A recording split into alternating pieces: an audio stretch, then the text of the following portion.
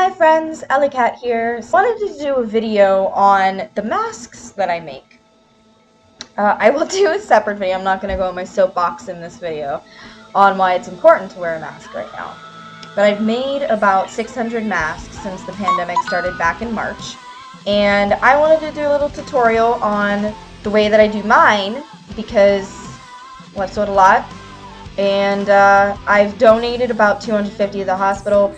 I looked up the best ergonomic way, which is like the best way to put it on your face and to make it for others so that it fits correctly. And I have a pattern that I'll show you guys. I kind of just made it up myself. Originally when I made the mask, they were way too small. So let me get out the pattern. I found a basic template online.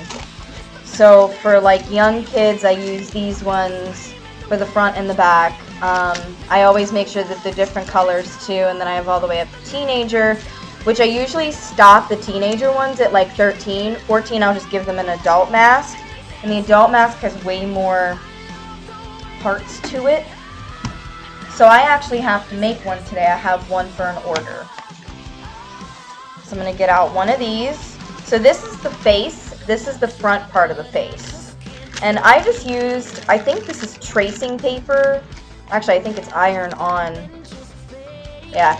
I couldn't find any like real tracing paper at Joann's when this all happened, so this is actually iron-on interfacing. But it works. So I actually have an order, so we're going to do that together so that I can show you. So this is going to be the face, okay? So like here's the nose. For me it's way too big. The first one that I ever made was way too big. Or way too small. I'm sorry, it was way too small for other people. So then this is the back part of the cheek, and you'll see where these come in. Back part of the cheek. It's like a weird, I forget what these are called. The shape. If you know what it is, tell me down below. And then we have the mouth, which is like the back. I'm also going to go through all the different pieces that I use. This person just wanted regular earpieces, so that's what she's going to get. I do use filters though. These are actually HEPA certified vacuum filters. The best brands to use are Dyson and Hoover. Those are always HEPA certified, no matter the brand that you buy. And since I work at Walmart, I just get the Great Value one. This is a 3-pack for the Hoover, and they come like this. They're like really big, obviously for a vacuum, and it's a 3-pack. I think they're only $7.88, so it's really not that bad. And then I cut them into pieces to go into the mask. And then you'll see how I trim them so that they fit a little bit better, but I just cut them in like squares. And then depending on if it's a child or not, like obviously these thinner ones I'll use for children's masks because they'll fit a little better because they're not as big. So there's that, and then I put a nose piece in mine and I use pipe cleaners. So I just get regular pipe cleaners from Walmart or from Joann's. You can get these at any store really. And I really just cut them into little pieces, and then I'll show you how I put those in as well.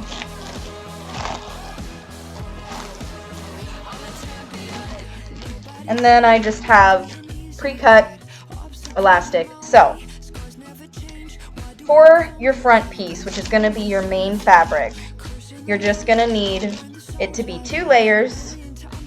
So I have it so that it's folded and there's only 2 layers. And then you take your face piece. Doesn't really matter how you put it on. I like to conserve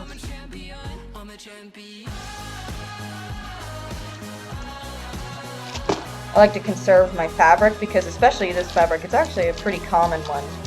Out of all the fabrics I have, this one is probably the most commonly asked for. Besides Bill's. I'm in Buffalo territory, so I get a lot of requests for Bill's fabric, but right now Joann's is actually like limiting Bill's fabric. I can only get a yard when I was there last time. Alright, so now we cut this out.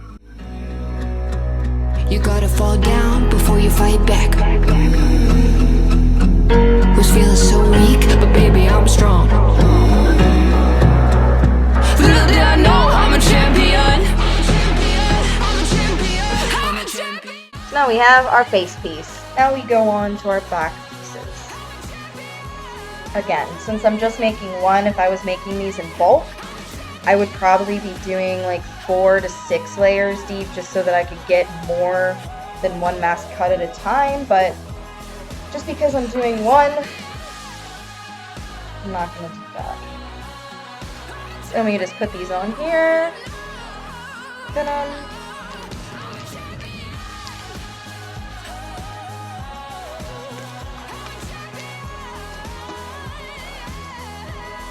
You don't have to pin as much as me. I just don't have a very steady hand.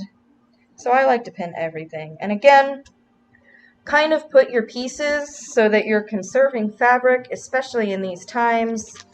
You want to make sure that you're not using too much fabric because fabric is like gold right now for seamstresses. It's crazy. I can't get certain colors or certain patterns. When I see it, I swipe it up.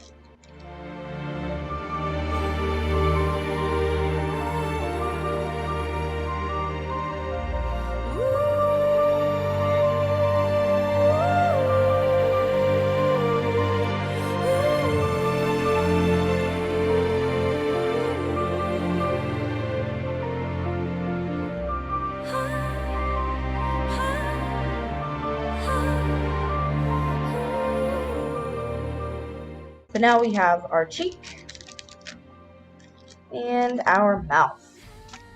So now that we have all that done, we can fold this up. I have a Brother machine, a Brother Project Runway. Oh, there's so much glare. But the main stitches that I'm going to use is number 1 and number 4. Those are the ones that I use for this mask. You could use number 2. The only time I really use number 2 is if they would like ribbon instead of elastic earpieces. Step number 1. Take your front mouthpiece, your front face, this piece, and we're gonna put them so that they are opposite facing, so that the side that you want to be on the outside is gonna not face you. So like this. So that's the side that we want to see, and it's on the inside. So you're going to do a stitch from top of the nose all the way down to the bottom. And I just use a 1 stitch for this.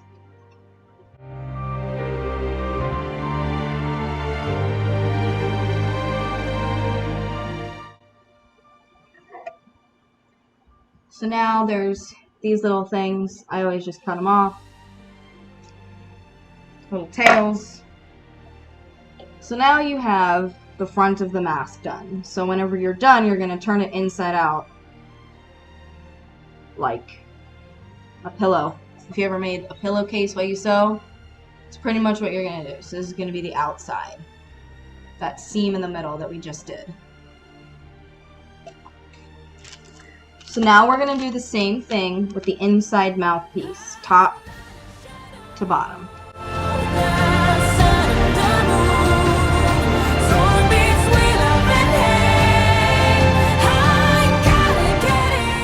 I always backstitch a little bit too. I usually backstitch more than I'm supposed to, I think, but that's okay. I like to make sure that my stitch is going to stay. So this next part, I'm going to explain it and then just do it, and I think I'm going to fast forward. So, for the mouthpiece and both the cheek pieces, what you're going to do is take these ends here and you're going to fold them towards the seam just a little bit. So like that. Yes. Hopefully you can see that.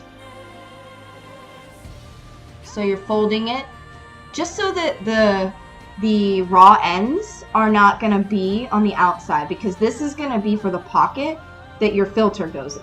So this is like how tall it was. So you're just going to fold it like that. And then for the cheek pieces, you're going to do the same thing on the long side. Trapezoid.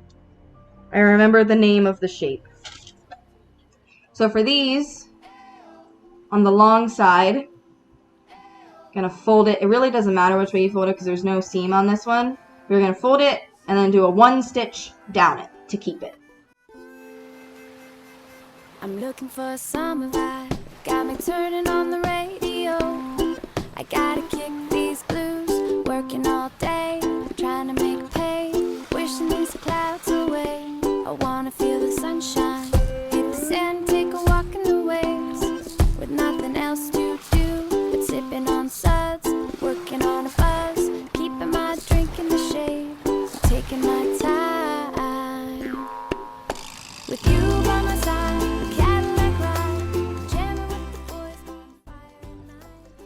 Taking your mouthpiece that you just made. Here's the seam. We're on wrong side out. You take this wrong side out, which means the seam is going to be facing up. Okay? This one, wrong side out, seam facing up, seam facing up. Put them together. Now you can pin if you would like to keep them together while you sew.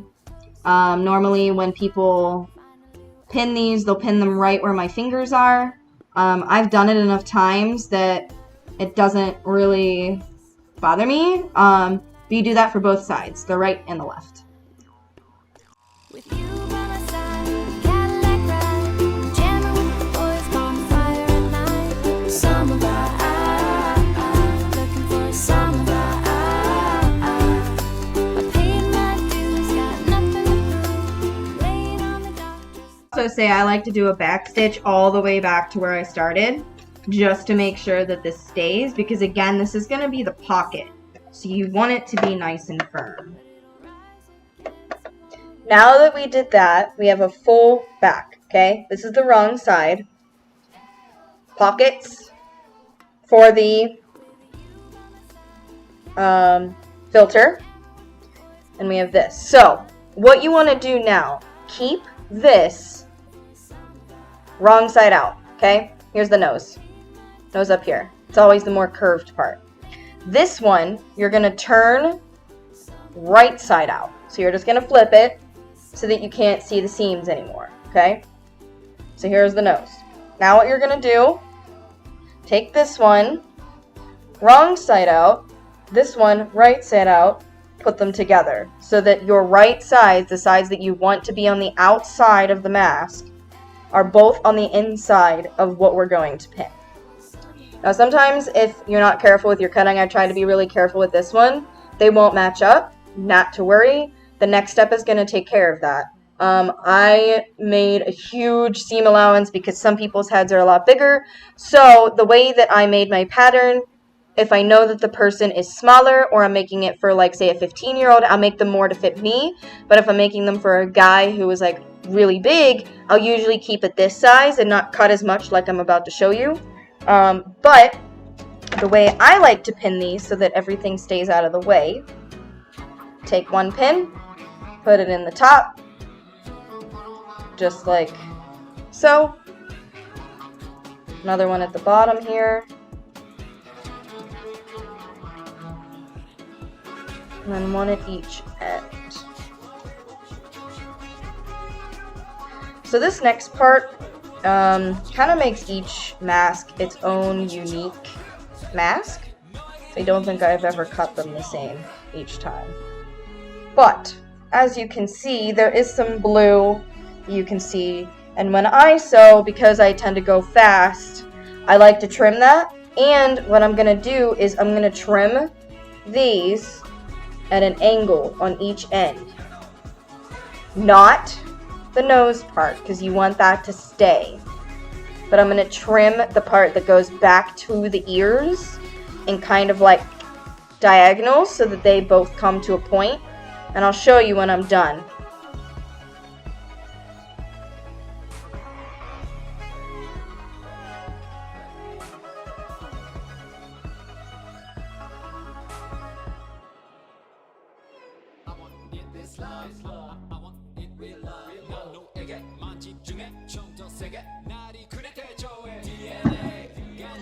So now you can see it's kind of in an angle. I try and make it so that they're the same on each side. I can always fix it when I sew it, but now the next step, I always like to keep it on the side that I'm stitching, like the color that I want up. It's just my preference. You can turn it inside out, but I pinned it this way so it's easier to see where the pins are and not go over them with my sewing machine. You're just gonna, I usually start on an end here, and you're gonna do a 1 stitch all the way around. And we don't need to worry about closing it in because, again, we have these pockets, and that's how we're gonna turn it inside out.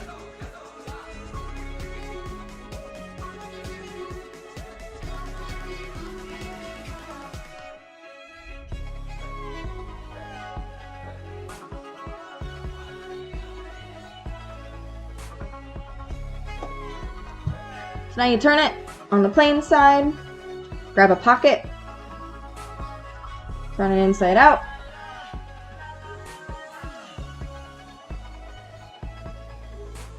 Put your finger in there, or if you have a knitting needle or something, or like you can use the end of like your stitch ripper. Just kind of make sure that you work it so that it comes out, and then pull the rest through.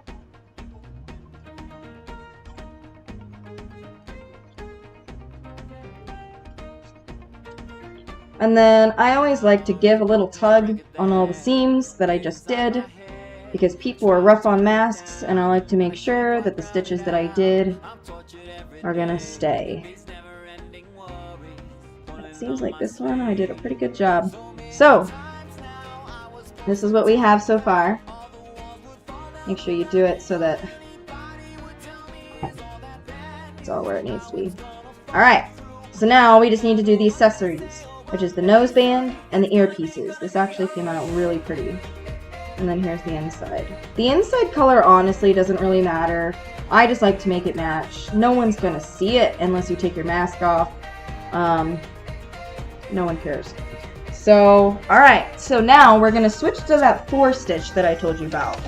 And I actually use, it's a back and forth stitch, like a zigzag stitch. And I like my zigzags to be at a 5.5 width. I keep the distance between each stitch the same, but the zigzags I do at a 5.5 because it works better with the pipe cleaner and for when we put the ear elastic in. So I always put it at a 5.5. We take our pipe cleaner, and I like to fold it in half because I am a very anal person. Give it a little pinch, open it back up, just so that when I put it in the mask, I can tell where it is, that the center is. Take your mask, put it in the little hole, and then, so now I can feel where the center is, and I line it up right with the top stitch here, because that's where all 4 pieces meet, so that's going to be the center of the mask. Now I kind of flatten it back out while holding that centerpiece. And what we're going to do is we're going to go from end to end and back stitch it a little bit too. And you're just going to do that zigzag stitch back and forth.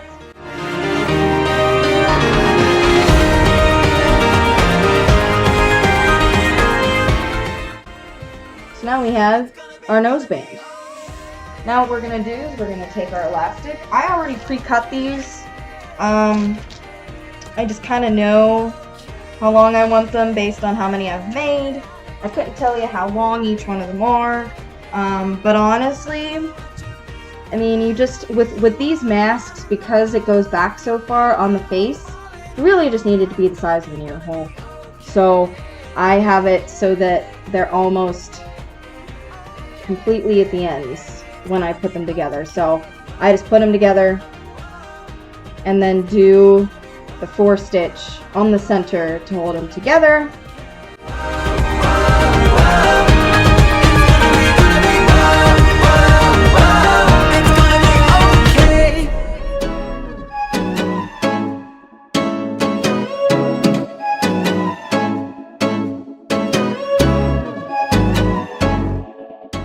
Obviously my sewing machine didn't really like this elastic and only did a couple stitches, but when you put it in, it's not really going to matter because we're going to 4-stitch over it.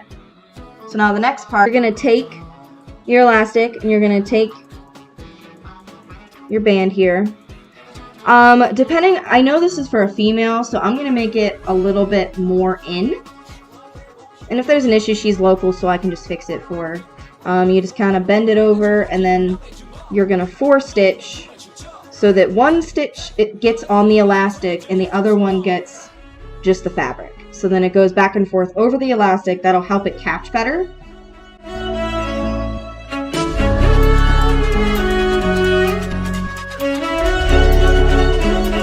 The elastic, it's not super consistent, but I always go back and forth twice, and I will do that on each side.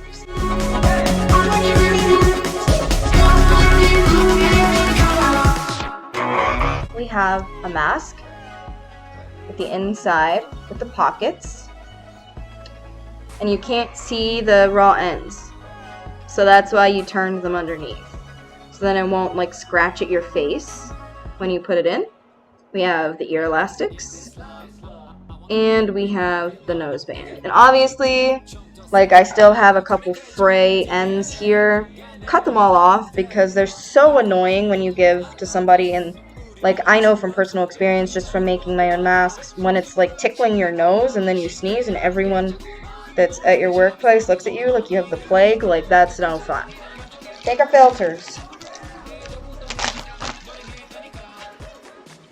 And use this one. So even though this will probably fit really well in there, I always like to trim so that it's like the same shape as the mask. So I actually just like trim the corners here.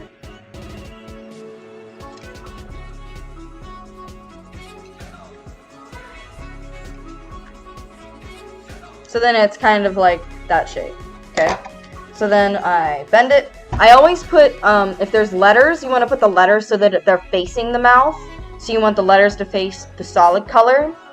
And then the part that has like the filter part that would be on the inside of the vacuum, you want to face out.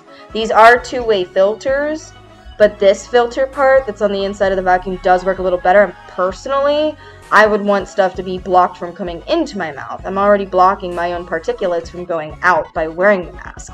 I want to make sure that it's filtering stuff coming in, because in theory, these block 97% of what's in the air. So I like to put the better part of the filter towards the outside of the mask so that when I breathe, I'm protected. So I bend it just so that it'll go in better. And I bent this one so like the words are bent on the inside, okay? We take our mask,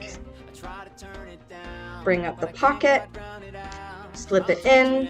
I always use my other hand, grab it, pull, put your hand in, or finger, whatever, flatten it out, and voila! You have a mask. So that was my tutorial on the masks that I make. I just thought that this would be fun. And if any of my users want to try and make their own mask, by all means, go for it. So, everyone have a wonderful day. Stay safe. Love you all. Hope this was helpful. Have a great day.